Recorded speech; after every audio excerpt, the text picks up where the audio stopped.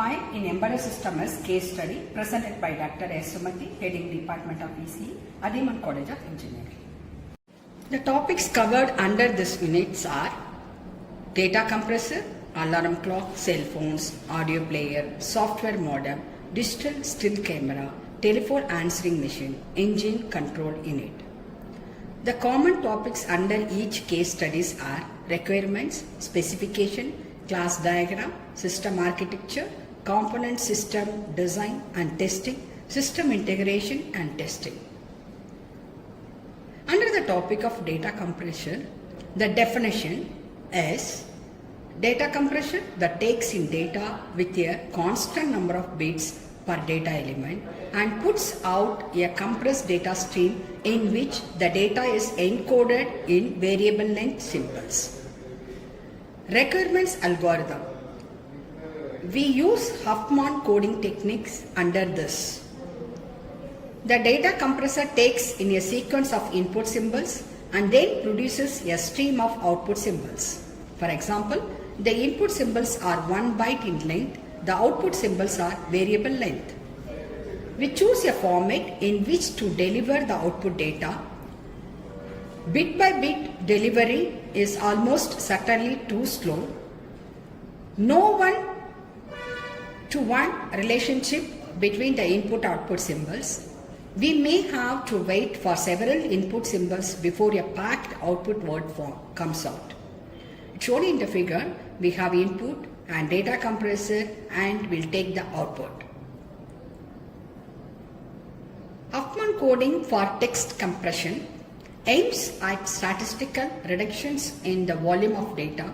Commonly used compression algorithm in Huffman coding. It uses information on frequency of character to assign variable length codes to characters. If shorter bit sequences are used to identify more frequent characters, then the length of the total sequence will be reduced. The requirements are what is the name, that is data compression model, what purpose we are taking for this, code model for Huffman code data compression, what is the input, encoding table, uncode byte size input symbols, outputs, packed compressor output symbols, functions, for example Huffman coding, performance, it requires fast performance. What is that manufacturing cost, power, physical size and weight. The specifications. For fully functional system, we have to provide the following additional behavior. Provide the compressor with a new symbols table, flush the symbol buffer to cause the system to realize all pending symbols that have been partially packed. The class diagram. A class description for this refined understanding of the requirements of the model is shown in figure. The classes, buffer and current bit behavior keep track of the state of the encoding. The table attribute provides the current symbol table. The class has three methods as follows. The one is encode. It performs the basic encoding function. It's taken in a 1 byte input symbol, returns two values. A boolean showing whether it is returning a full buffer. If the boolean is true, the full buffer is itself. Next one is new symbol table. Installs a new symbol table into the object, throws away the current contents of the internal buffer. Flush returns the current state of the buffer, including the number of valid bits in the buffer. The additional class definition for the data compressor is shown in the figure. The data buffer holds both packed symbols and unpacked ones.